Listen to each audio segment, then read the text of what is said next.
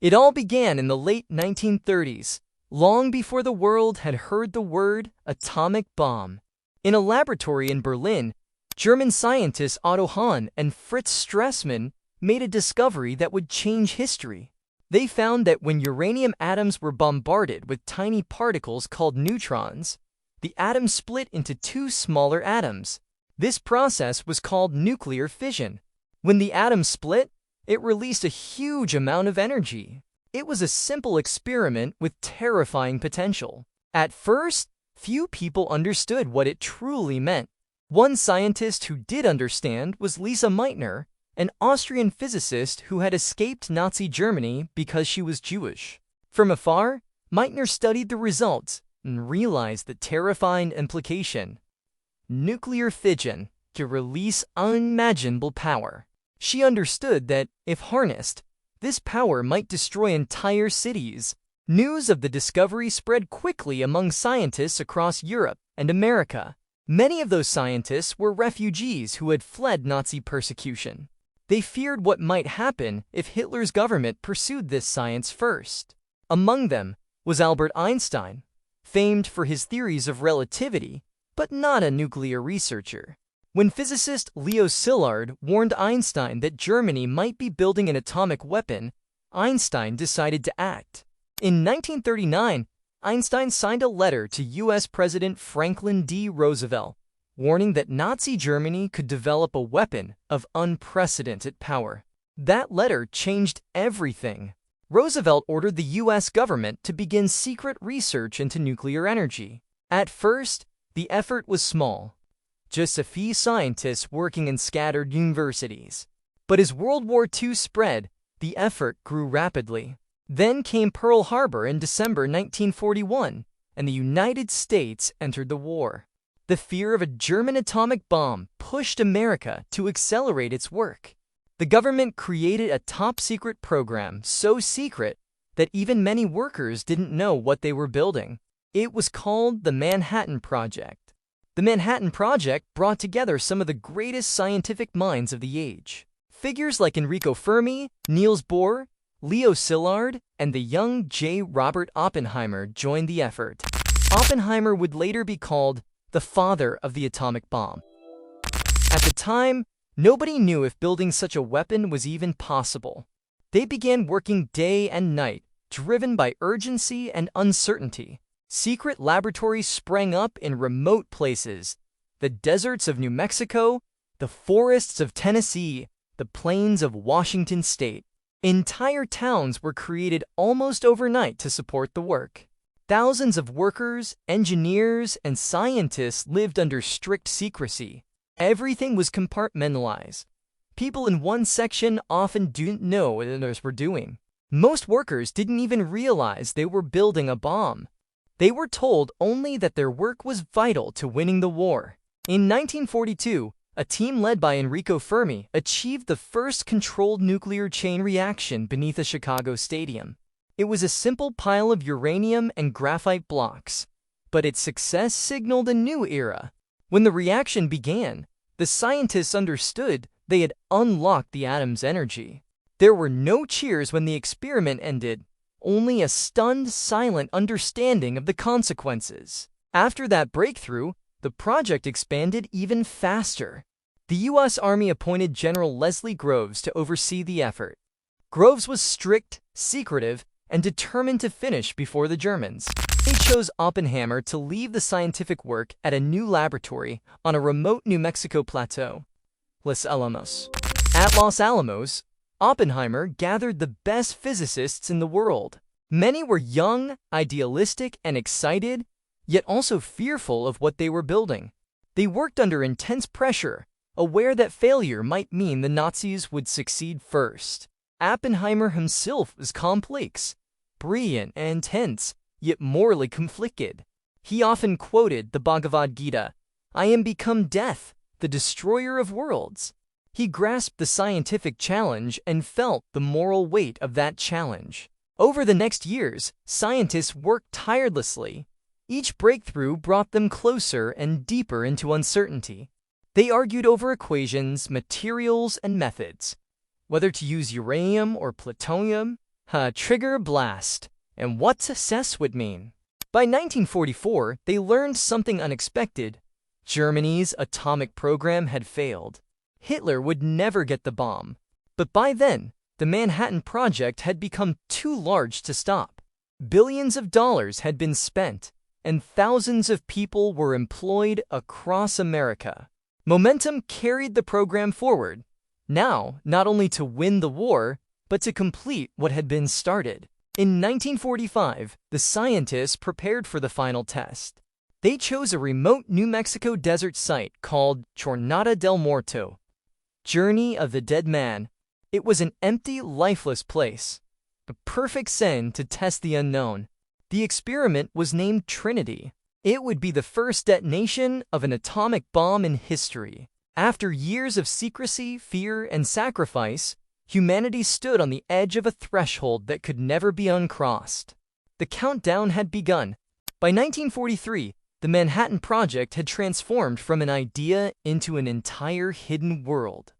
A world of shadows and secrets. Across the United States, entire cities appeared almost overnight, built for one purpose only: to create the materials needed for an atomic bomb. But these weren't ordinary cities. They didn't exist on any map. No one outside the project knew they were there. To the rest of the country, they were invisible.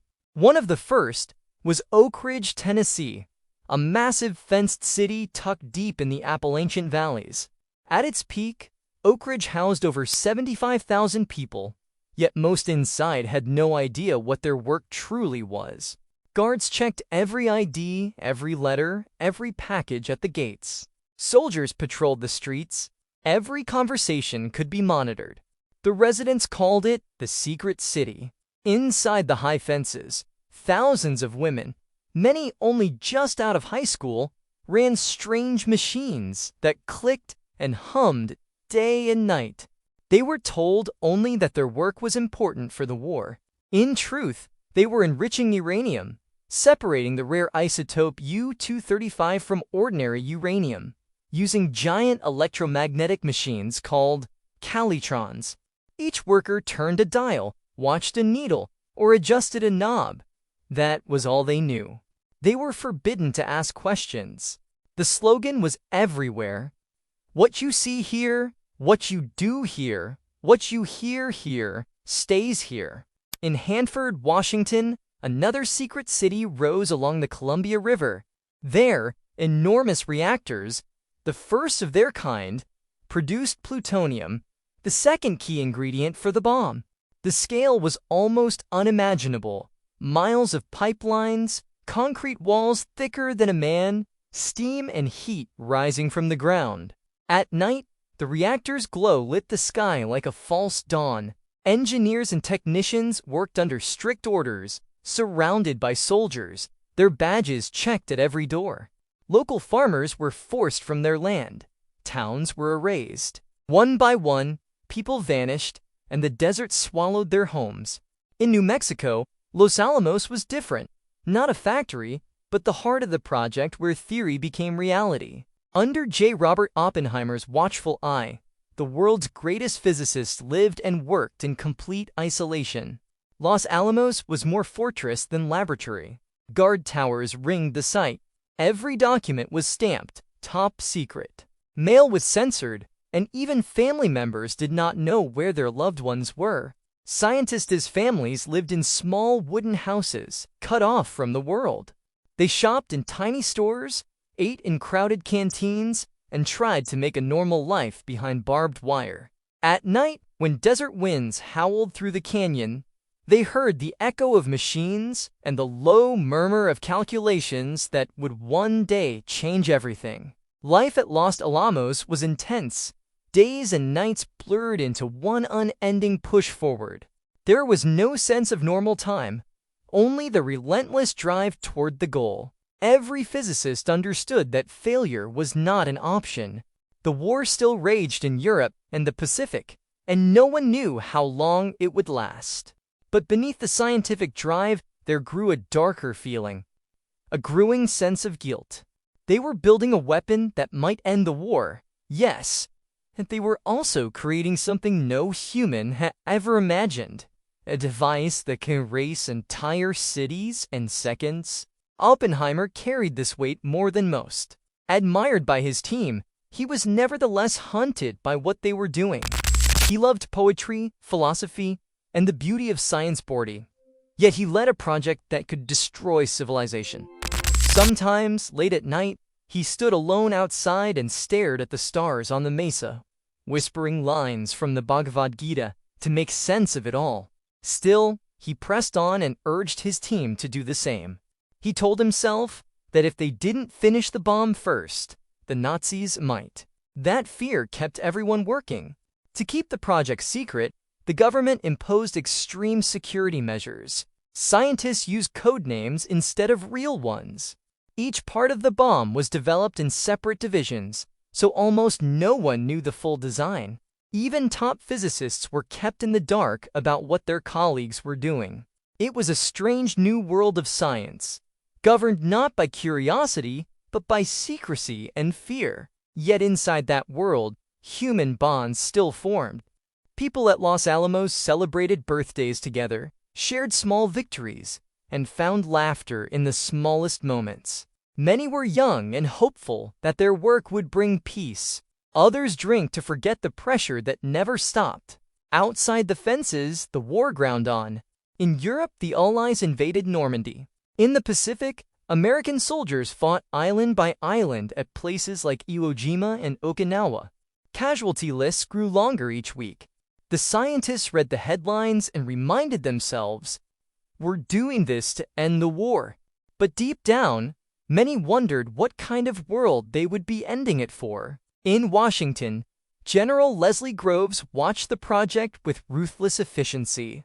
He visited each site regularly, demanding results. To Groves, the project was not about morality, but about victory. He wanted the bomb finished before the war ended. Groves and Oppenheimer were opposites. Groves practical, controlling, obsessed with secrecy. Oppenheimer idealistic, abstract, often emotional. Yet they depended on each other. Groves gave Oppenheimer the authority he needed, and Oppenheimer delivered the findings. Together, they built the machine that would make the bomb possible. By 1944, production accelerated. Oak Ridge sent uranium, Hanford produced plutonium, and Los Alamos designed a final weapon. Two bomb types were being developed: Little Boy, the uranium bomb, and Fat Man, the plutonium bomb. Each design brought its own challenges. The uranium bomb was simple in concept, but demanded enormous amounts of rare material. The plutonium bomb was more complex and required a perfectly symmetrical explosion to work. If that symmetry failed, the chain reaction would never start. Every equation and calculation mattered. The pressure on the teams was immense. Mistakes could mean disaster. By spring 1945, the war in Europe was nearly over. Hitler was dead, and Germany had surrendered. But the Pacific War continued, and Japan showed no sign of surrendering. Military leaders feared that a full invasion of Japan could cost millions of lives. Now the bomb's purpose shifted. It was no longer just about beating Germany. It was about ending the war in the Pacific as quickly as possible, whatever the cost. Inside Los Alamos, tension peaked. Scientists worked round the clock in shifts. Sleep was scarce. Coffee cups and cigarette smoke crowded the labs. Equations covered every blackboard. Each day brought them closer to the test that would prove whether years of secrecy, fear, and sacrifice had been worth it. Plans were made for a remote test site in New Mexico, far from any town, under the code name Trinity. No one could predict exactly what would happen. Some feared the explosion might ignite the atmosphere. Others thought the device might fizzle out. But one thing was certain. After that night, the world would never be the same. The secret cities, Oak Ridge, Hanford, Los Alamos, were more than places. They were living ghosts filled with people who did not yet know Kree's powerful weapon history. And soon, that ghost would come to life. It was the summer of 1945. The war in Europe had ended, but in the Pacific, it raged on. The United States prepared for what could become the bloodiest invasion in history, the assault on Japan. While generals drew up battle plans, scientists in the desert prepared for something else entirely. A test that would decide whether the atomic bomb would truly work. They call it Trinity. The location was a barren desert in southern New Mexico called Jornada del Muerto. Journey of the Dead Man.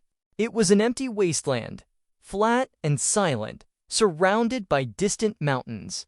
During the day, the sun baked the earth until it cracked like glass. At night, cold winds howled across the plain like the cries of ghosts. No one could have guessed that, in this lonely place, humankind was about to unleash a force once reserved only for the stars.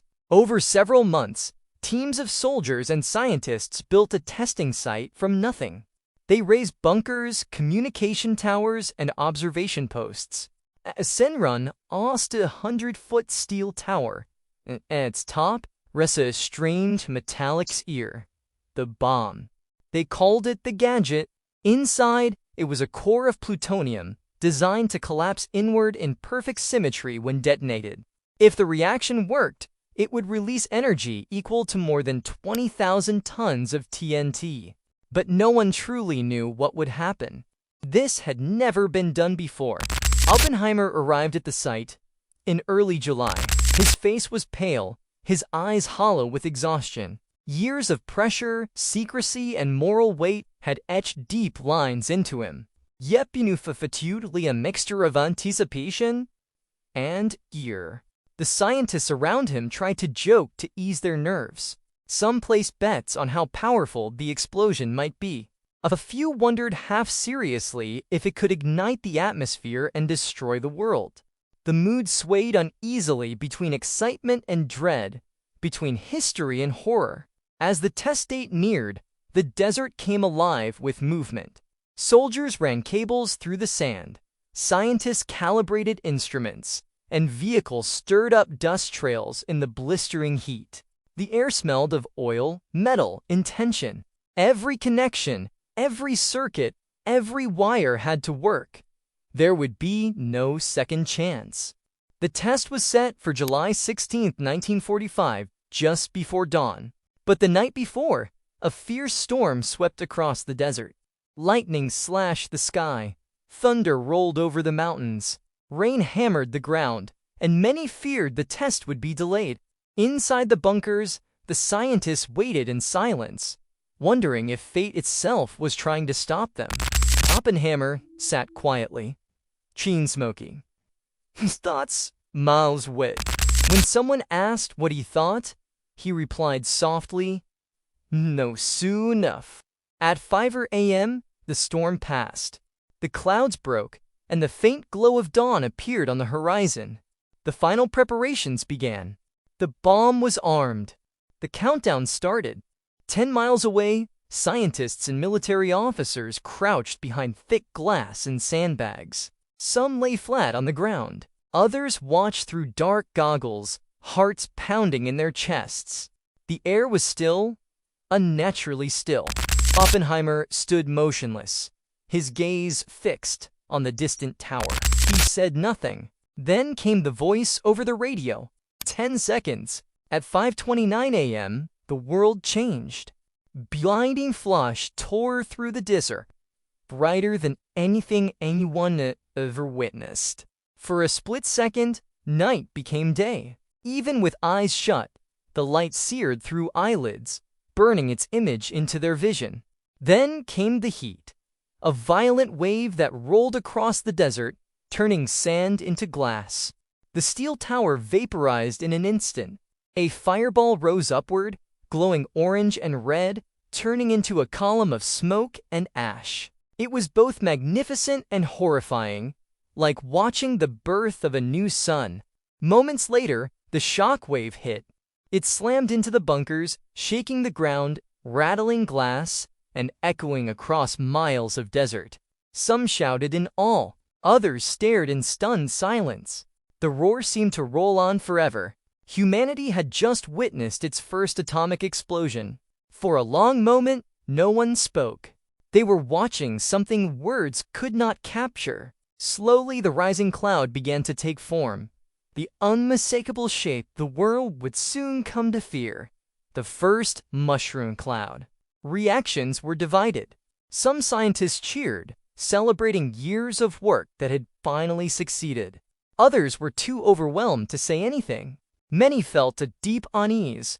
Physicist Isidore Rabi later said, "A new thing had just been born, a new control of man over nature, but nobody could yet tell whether it was a blessing or a curse." Oppenheimer remained silent. When he finally spoke, he whispered words from the ancient Bhagavad Gita. "Now I am become death, the destroyer of worlds." He knew, at that moment, that mankind had crossed a threshold that could never be uncrossed. News of the successful test reached Washington within hours. "Thang Lethe Grus sent a coded message. The experiment was successful beyond expectations." Few outside the project understood what that meant. But for those in power, the message was clear. The bomb was ready. Within days, preparations began to build the real weapons. 2 bombs would be made, one using uranium, the other plutonium. Their targets were already being discussed. Back at Los Alamos, the celebration turned to dread. Many scientists realized what their creation would soon do. They argued, should the bomb be demonstrated on an empty island as a warning, or used directly to force Japan's surrender? But the decision was no longer theirs to make. The bomb now belonged to the military. While scientists debated, soldiers packed wooden crates with bomb parts, carefully sealed, labeled, and loaded onto trucks. Their destination, the Pacific island of Tinian. There, the bombs would be assembled for their final mission. The project that had begun from fear, the fear of Nazi Germany, now turned toward a new enemy, Japan. And this time, there would be no test. The men who built the bomb could no longer stop what was coming. They had opened a door that could never again be closed. And as the mushroom cloud drifted into the sky over the New Mexico desert, the world unknowingly stepped into the atomic age, an age of power, terror, and moral reckoning. The first sun had risen on Earth, but it was a sun made by man. It was the morning of August 6, 1945. The city of Hiroshima was waking up. Children were walking to school. Workers were opening their shops. Housewives were cleaning their doorsteps, unaware that above them, 30,000 feet in the sky, a silver aircraft was heading their way. The plane was called Enola Gay. It carried a single bomb, small enough to fit inside its bay, but powerful enough to erase a city. The crew didn't fully understand what they were carrying. They only knew it was something new, something special. At 8:15 a.m., the bomb bay doors bent. The weapon, nicknamed Little Boy, fell silently toward the city below. The bomb took 43 seconds to fall. People on the ground looked up, noticing a parachute drifting high above. Some pointed, some smiled. Nobody knew what it was. Then, a flash. A blinding light erupted, brighter than the sun, hotter than anything on Earth. In less than a second, a fireball expanded over the city, reaching temperatures above 4,000 degrees Celsius. Buildings disintegrated, streets vanished. The air itself turned to flame. Every window shattered. Roofs were torn off. Bodies were thrown through the air like leaves in a storm. People standing in the open were vaporized. Their shadows burned into the walls behind them. The explosion released energy equal to 15,000 tons of TNT. In an instant, Hiroshima, a city of nearly 350,000 people, ceased to exist. For those who survived the first blast, the world became a nightmare. Fire swept through the ruins, feeding on wood, paper, and flesh. The sky turned black with smoke. The smell of burning filled the air. People staggered through the streets, skin hanging from their arms, faces burned beyond recognition. Some carried children who no longer moved. Others searched for water, but even the rivers were boiling. A man who lived through it later said, He was as if the world had ended, and we were the last ones left alive. The shock reached Tokyo hours later. Military officials received a strange message from Hiroshima. Then silence. Radio operators couldn't contact the city. Planes sent to investigate saw nothing but a giant cloud of smoke, rising thousands of feet into the sky. Only then did they realize what had happened. The first atomic bomb had been used in war. That same day, President Harry S. Truman addressed the world. His voice was calm, almost cold. He announced that a new weapon had been unleashed, a harnessing of the basic power of the universe. He warned Japan to surrender or face a rain of ruin from the air, the like of which has never been seen on this earth. In the United States, newspapers celebrated. Many saw it as the beginning of the end of the war, a victory bought with science and courage. Few yet understood the scale of human suffering beneath that mushroom cloud. But in Japan, the horror was just beginning. By the end of that day, 70,000 people were dead. By the end of the year, 140,000 would be gone. Many from radiation sickness, burns, and injuries that no medicine could heal. Doctors couldn't explain what they were seeing. Hair falling out, skin blistering and bleeding. People dying days after appearing unharmed. The survivors, who would later be called hibakusha, carried the scars for the rest of their lives. That heartbeat, the sand of those who live, became the pulse of a new era. The atomic age had truly begun. In the desert, Oppenheimer heard the news in silence. He did not celebrate. Some said he turned pale and simply whispered, "My God!" The weapon he helped create had now destroyed a city. And yet, the war was not over. Even after Hiroshima, Japan did not immediately surrender. The U.S. military prepared to strike again. 3 days later, on August 9, 1945, another bomb, this one made of plutonium, was loaded onto a plane named Boxcar. Its target was the city of Kokura, but clouds covered it, so the plane turned toward its secondary target, Nagasaki. At 11:02 a.m., the second bomb fell. The blast was even more powerful. Entire valleys were flattened. Nearly 40,000 people died instantly. By the end of the year, more than 70,000 were gone. 2 cities had vanished in less than a week. On August 15, 1945, Japan surrendered. Emperor Hirohito spoke on the radio for the first time in history. His voice was trembling, distant, almost human. He said, "We must endure the unendurable." For most of the world, the war was finally over. But for those who had seen the flash in Hiroshima, it would never truly end. The survivors wandered among the ashes, searching for family, for water, for meaning. Children cried for mothers who would never answer. The rivers ran black with soot and death. And somewhere in America, the men who had built the bomb were realizing the truth. They had won the war. They had a cost too high for anyone to measure. Mankind had opened the door to power beyond imagination and stepped through without knowing what waited on the other side. When the fires died out and the skies cleared, the world stepped into silence. Cities were gone, millions were dead, and a new word began to echo across the world: atomic. For the first time in history, mankind had seen what its own intelligence could do, not through fantasy or myth, but through science and precision. Hiroshima and Nagasaki were no longer cities. They were warnings written in ash. In Japan, the survivors began to rebuild. Doctors tried to understand the mysterious sickness spreading among the wounded. They had no name for it then. Radiation poisoning. Hair fell out. Skin peeled away. Internal organs failed. People who had seemed fine one day collapsed the next. The hospitals overflowed. Food and clean water were scarce. Mothers carried children burned beyond recognition. Yet in the midst of the horror, the survivors, the hibakusha, showed unimaginable strength. They began to tell their stories, to make sure the world would never forget. One survivor said, "We thought we were the unlucky ones.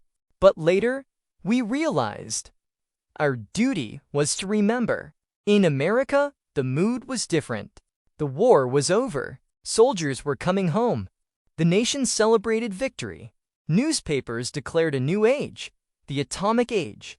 Posters showed smiling families under glowing headlines about peace through power. But behind the smiles, many of those who had worked on the Manhattan Project were not celebrating. In laboratories and offices, a quiet guilt began to grow. At Los Alamos, J. Robert Oppenheimer walked alone at night, smoking endlessly, hunted by what he had unleashed. He once told his colleagues, "The physicists have known sin." Some scientists began speaking out. They called for international control of nuclear weapons. They wanted to ensure this power would never again be used against human beings. But the political world had already moved on. Faster, colder, more ambitious. The United States now held the ultimate weapon. But it wouldn't be alone for long. In the Soviet Union, Joseph Stalin had already ordered his scientists to build an atomic bomb of their own. Spies who had secretly worked inside the Manhattan Project carried the blueprints across borders. Within 4 years, the Soviets tested their first atomic bomb. The arms race had begun. The world that had once fought a war for survival now lived in constant fear of annihilation. Children in American schools practiced duck-and-cover drills, hiding under desks that would never protect them. In cities across the world, sirens were tested, shelters built, and people learned to live with a silent, invisible dread. This was the new world order. Not peace, but balance through fear. Oppenheimer tried to stop it. He urged restraint, international cooperation, reason, but his warnings were ignored. The military wanted more powerful weapons, bombs measured not in thousands, but in millions of tons of TNT. In 1952, the United States tested the hydrogen bomb, a weapon hundreds of times more powerful than the ones dropped on Japan. When it exploded over the Pacific, the fireball was 5 miles wide. The ocean boiled. Islands vanished. The next year, the Soviets detonated their own hydrogen bomb. Humanity had entered a new kind of war, one that might never end. Meanwhile, the survivors of Hiroshima and Nagasaki continued to fight for recognition. Many were shunned, treated as outcasts, as if their suffering was contagious. But they carried on, testifying to what they had seen. Their voices, quiet, trembling, but firm, began to reach the rest of the world. Artists painted the shadows burned into walls. Writers described the screams that still echoed in their dreams. The world began to realize that what had happened in Japan was not just a victory or a tragedy. It was a turning point for all humanity. In 1946, the United Nations formed the Atomic Energy Commission, hoping to control nuclear research and prevent another catastrophe. But mistrust between nations made it impossible. The Cold War deepened. Science no longer served discovery. It served strategy. The same minds that once searched for truth now built weapons that could destroy the Earth many times over. Oppenheimer was eventually accused of being disloyal. His security clearance was revoked. The man who had given America its greatest weapon was now considered a threat. When asked if he regretted building the bomb, he answered quietly, "I have no regrets, only sorrow." By the 1950s, both the US and the USSR had enough nuclear weapons to destroy humanity. The bomb had become not just a tool of war, but a shadow over civilization itself. Every decision, every confrontation, carried the possibility of ending everything. The planet lived under a fragile peace, a peace built on terror. Yet from the ruins of Hiroshima, a movement was growing, a movement for peace. Survivors, scientists, and ordinary people began to speak out, saying the words that governments could not. Never again. They organized peace marches, anti-nuclear campaigns, and international calls for disarmament. They believed that the same intelligence that had created the bomb could also create a better future. And still, the weapons multiplied. By the 1960s, there were thousands of nuclear warheads spread across continents. A single mistake could have ended life as we know it. The world had survived one war, only to build the means for its own destruction. The bomb had promised safety, but it had delivered fear. It had ended one war and started a far greater one in the human mind. In the ashes of Hiroshima lay not only the remains of a city, but a mirror showing what mankind could become if it ever forgot what happened there. And as the Cold War tightened its grip, one question hung in the air. Would humanity ever learn from its creation, or repeat its mistake on a scale the world could not survive?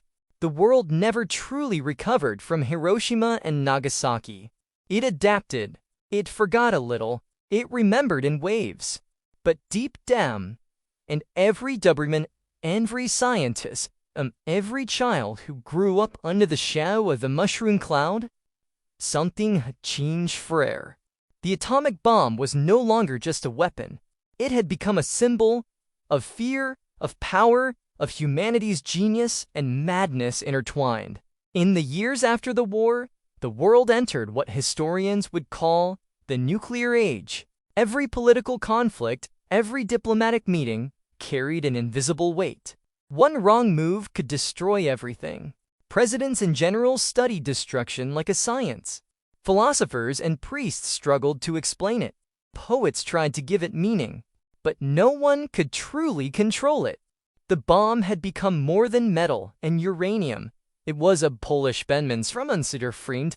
It had become a part of the human story. In 1954, nearly a decade after the war, J. Robert Oppenheimer sat in a hearing room in Washington, D.C. He was stripped of his security clearance. The same government that had once trusted him with its greatest secret now treated him as a danger. As the We have questioning evidence you continued, deliberately delayed the Oppenheimer program. remained calm, The science even was as his challenging. career and reputation were I acted in destroyed. good faith. He never raised his voice. When the verdict was read, he simply nodded. Outside the courtroom, reporters waited for a statement. He gave none. Later that year, he spoke quietly at a lecture and said, "We built a weapon that has changed everything, except the way men think." He knew that once knowledge exists, it cannot be buried again. The atom had been split, and with it, the illusion that humanity could control everything it creates. Meanwhile, the nuclear arms race spiraled. By the 1970s, there were enough bombs on Earth to wipe out civilization many times over. Scientists designed systems to detect missiles. Politicians designed words to calm fear. But fear has a way of growing in silence. In October 1962, the world came within a single heartbeat of total destruction. The Cuban Missile Crisis. 2 weeks of tension that held the entire planet hostage. American ships faced Soviet submarines. Leaders sent messages that could have triggered the end. For 13 days, the bomb waited. And then, through fear and reason, and perhaps luck, it was stopped. After that, the leaders of the world began to step back. Slowly, carefully, treaties were signed, agreements to limit nuclear testing, to reduce stockpiles, to talk instead of threaten. But even as they shook hands, the weapons remained. Buried in silos, hidden in submarines, orbiting in the minds of men. And yet, something remarkable began to happen. The same technology that had once created destruction was now being used to create life. Nuclear energy began powering cities, hospitals, and spacecraft. The atom, once a symbol of death, became a symbol of progress. But the lesson remained. Knowledge without wisdom is dangerous. Power without conscience is ruin. Oppenheimer died in 1967 on a quiet evening in Princeton, New Jersey. He had lived long enough to see both his triumph and his tragedy become legend. His final years were spent teaching, reflecting, and watching the world he helped create continue to spin between light and darkness. When he died, newspapers called him the father of the atomic bomb, but those who knew him said he hated that title. He had always wanted to be known not for what he destroyed, but for what he tried to understand. In Hiroshima, decades later, the survivors continued to speak. Every year, on August 6th, the city gathers at dawn. Bells ring, lanterns float down the river. The silence that follows is deeper than words. A silence filled with remembrance. Children who never saw the war release the lanterns into the water, each carrying a message of peace. Some say that in those moments, the city that once vanished comes alive again, not as it was, but as it should have been. Today, more than 70 years later, the legacy of the Manhattan Project still defines our world. Every nuclear power plant, every missile, every satellite that orbits above us carries a trace of that moment in the desert, that blinding light that began in 1945. The race to build the bomb was won, but the question that followed was far more important. Could humanity survive its own victory? We have the power to destroy ourselves in seconds, but also the power to choose peace, to remember, to learn. The atom gave us both, the key to creation and the key to destruction. In the end, the Manhattan Project was not just about a weapon, it was about what happens when knowledge outpaces wisdom, when science forgets its soul. And yet, in every survivor's story, in every scientist's regret, there is also a spark of hope that one day, humanity will learn not just how to split the atom, but how to unite itself. From the laboratories of Los Alamos to the ashes of Hiroshima, the story of the atomic bomb is the story of us, our brilliance, our fear, and our unending struggle to understand the power we hold. Because in the end, the fire we lit in 1945 still burns. The question is, what will we do with its light?